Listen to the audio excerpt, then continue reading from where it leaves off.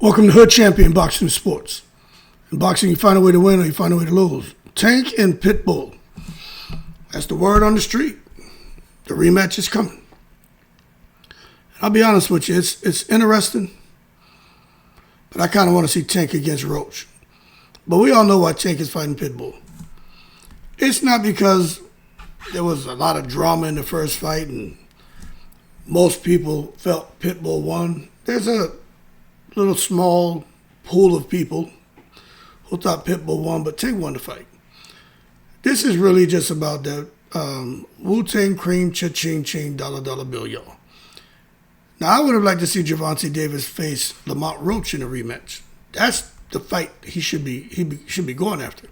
But Tank's been out the ring a while, and maybe they feel that Lamont Roach is a more difficult fight than Pitbull Cruz, because styles make fights. But there's a lot of money there, because Pitbull brings a whole country. Tank brings the whole damn country as well, because Tank is still a star. Tank is a pay-per-view draw. And the fact that Tank is going to be returning, you know all hell going to break loose. It's going to be a mega event. Records are going to get broken. But this is, so I don't think people understand here. So let me do this real quick. And there, we got rid of me, right? Because when I look at these two guys here, I like to understand the backstory of the first fight. Because Gervonta Davis, was it his, lucky lefty. I think it was his left hand that was hurt. So he couldn't really throw that left hand the way he wanted. He basically fought the fight with one hand with that right hand. Now, there were a lot of people who felt Tank was going to dominate that fight.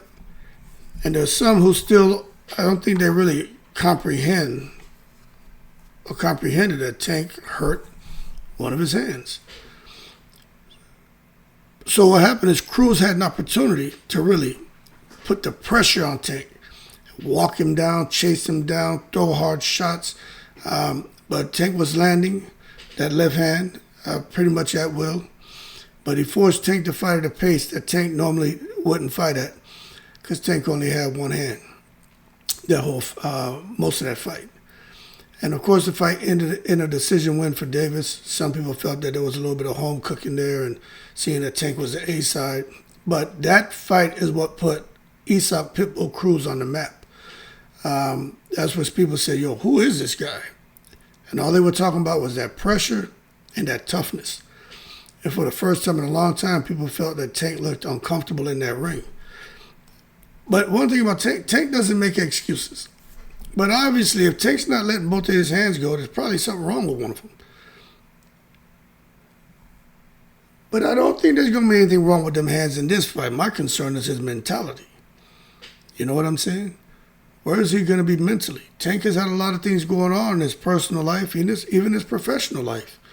You know what I mean? His career's kind of took a shot when he and Lamont Roach fought, and Tank, kind of abruptly and shockingly and weirdly took a knee, then ran over to his corner and talking about he had some Vidal Sassoon in his hair or some shit. They were wiping the shit out of his hair. So it just makes you wonder where Tank is going to be mentally now, especially with the crap going on with with all of his legal drama. And I'll just leave it as that. But let's not get it twisted. Gervonta Davis is a counter-punching sniper. Elite punching power.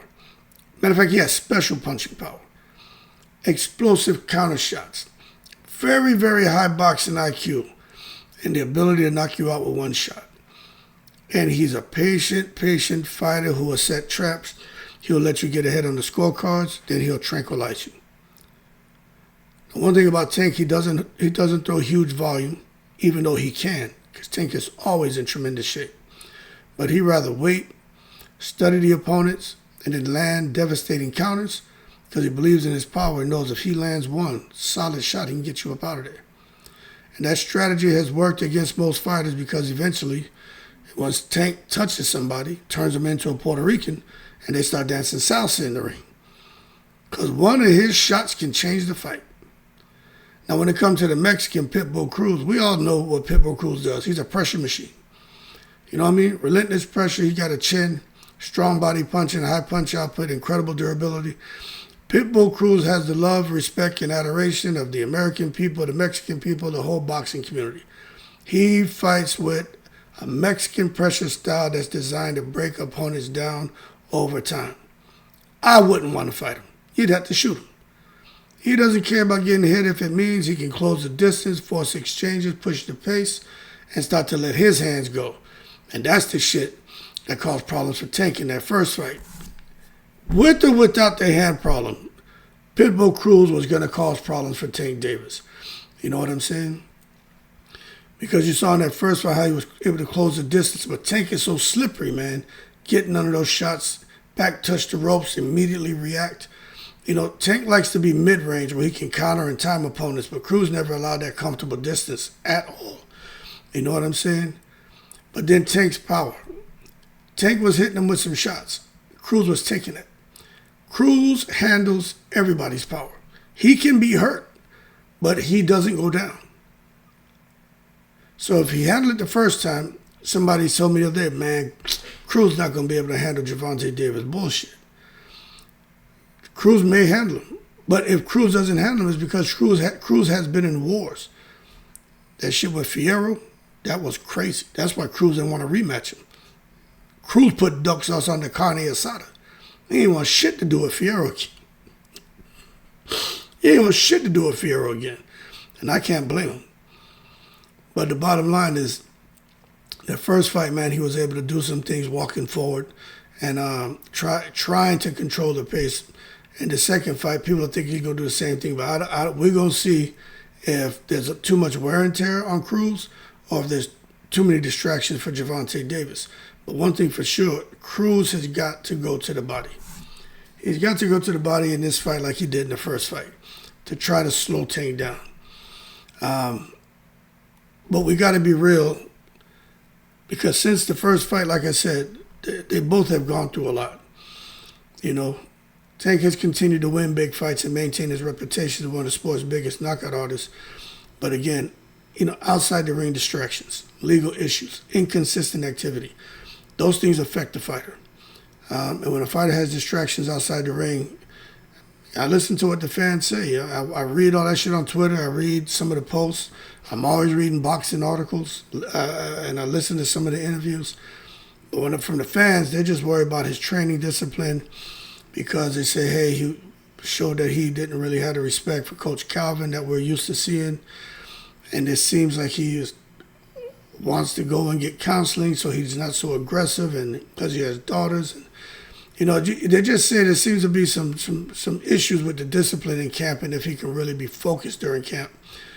And as a result, the concern is if he can't get focused, then how's that going to affect his conditioning? Because at the elite level, even small lapses in preparation can make a huge difference. Because for Pitbull Cruz, he's done nothing but gain the respect of the people in every single fight since the Tank fight. And people look at him now and they're like, all right, Pitbull's been in some wars. But he's one of the toughest in the division, with a 140, 135. They say, don't care where you put that man, 147. Even at heavyweight, they feel Pitbull Cruz will give him hell. Because he's a legitimate threat and a legitimate title threat. You know what I'm saying? So whether he's fighting for a title or not, Cruz is a threat. He gets up for every fight. He doesn't care, and he's a nightmare matchup for certain styles. So I think his confidence is going to be higher than Tank's entering this fight. You know what I'm saying? I just really believe that. Like, I just can't see how Tank's confidence is going to be higher in the rematch than it was in the first match with everything that he's had going on in his personal, professional career. But there's some things that I want to draw attention to because Cruz brings that pressure. That's why I think the distance control is going to be really important. Tank is going to have to control that range better this time. He can't let Cruz get inside because then the fight becomes dangerous. So if Tank can control that range, Cruz will struggle to apply that constant pressure. And that plays to Gervonta Davis's advantage. Now, the punch volume, Tank doesn't really throw a lot, but when he does let the leather fly, there's some heat on them shots. You know, he's launching missiles. And Cruz throws far more punches than Tank. So the activity can favor Cruz, but I just think the power would favor Gervonta. But if Gervonta's not letting his hands go, he could lose several rounds, and that could make it interesting going down the stretch. Because we know, although Tank has power, Cruz has power. Which one's more durable? Cruz has shown his durability. Tank's never really had to show how durable he is because he's not getting really hit cleanly. You've seen Cruz get hurt, get badly hurt. But, doesn't go down. He stays up and he keeps fighting. But I think in this fight, if Tank can land something, a perfectly timed counter, he could drop Cruz. And if he's behind on the scorecard, that changes the entire fight. And that's what Gervonta is notorious for. Getting behind on scorecards and coming from behind and doing the business. That's why a lot of people were shocked how that fight went with Lamont Roach. But again, Cruz proved that he's durable. And, you almost got to kill him to get him up out of there. But what I'm really concerned is just the out-the-ring factor. And this is just fighters as a whole. When they deal with offering issues, several things can happen, man. Training becomes less focused, conditioning suffers, mental clarity starts to drop. Fans worry about whether Gervonta will enter the fight mentally sharp, man, and that's to be expected. They had this big damn manhunt for Gervonta Davis. You remember that? How embarrassing is that? That's why he doesn't have a social media presence right now, because social media is a very dark place. They just really ruined this man's brand, ruined this man's name. And some people say, well, he did it to himself, Hood. I say, I hear you, but we don't know. We don't know all the facts. And some say, well, there's smoke, there's fire. I understand the arguments. All I'm saying is his image has been ruined. You know what I'm saying? His image has been ruined. So I think focus is very critical in this fight. If Tank is even slightly off, Cruz's pressure could expose some shit, and it could be all bad. So let's try and understand how it's going to go: early rounds, middle rounds, late rounds. I think Cruz is going to come out guns blazing. Tank will do like he normally does: circle, get settled, try to counter, kind of test Cruz's defense, feints, see if he can get Cruz to react. But I think Tank got to be careful with that shit, because Cruz going to come at him. Now, the middle rounds is where Cruz really gets comfortable. That's where that pressure becomes dangerous as hell. And if Tank can't hurt him or slow him down and make him think twice, Tank's going to lose rounds. And then them late rounds is where Cruz is either going to win on constant pressure, or Tank's going to land a devastating counter knockout shot, and then takes it out the hands of the judges. So still got an edge, kind of have a bit of an edge to Gervonta Davis, but it could go either way. But Tank just has that superior punching power, elite counter timing, higher fight IQ, ability to change a fight with one punch. But if Tank wins, I think it's by knockout.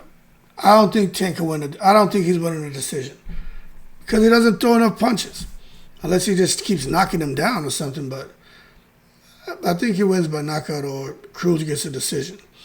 But the bottom line, this fight is much closer than what people think. Cruz is exactly the type of fighter that can make Tank uncomfortable again, especially coming off of that inactivity. You know what I'm saying? And I'm wondering what's really at stake here, because you don't know what's going on with. You got PBC and Showtime and Espinoza and Mayweather embroiled and their legal stuff, and Tank seems to be kind of in the breeze. Turkey Al-Sheikh and Zuffa boxing, and damn United States, Israel, and Iran are at war. Just makes you wonder, man. What are we going to see when they get in that ring? Like, what's really at stake for Tank and Pitbull Cruz? One thing we know, a loss would be massive for Gervonta Davis. Many people felt he lost inside the ring to Roach. He lost outside the ring to himself. And to come out here now, and after the inactivity and all the personal challenges, to get back in the ring and lose again, it's going to be bad, man. But for years, Tank's been viewed as, it's not my opinion, it's one of the biggest boxing stars in the sport. He's a knockout artist, been a knockout artist since he was a young guy. and a pound for pound talent. You know, Tank has been that guy. So losing to Cruz could reshape the lightweight landscape. But if Cruz wins, you're going to hear the Mexican horns going off. Viva Mexico Cabrones. And I'm serious. Cruz becomes a Mexican boxing superstar, bigger than what he is. Probably sit there and replace old Canelo because they're trying to get behind him anyway. David Benavidez is kind of easing into that, you know, that May 2nd date, but they still give him a hard time because he's half Ecuadorian and shit, but shit doesn't really matter, does it? The man's dad's Mexican. That makes him qualified to blare the Mexican horns and get shit popping. But one thing about Cruz, he's one of the most respected pressure fighters in the sport. And if anyone's going to give Gervonta Davis the business, it could be Cruz in this rematch. That could expose everything, but just got to wait and see. Easier said than done. Y'all keep cool. I'm in the breeze.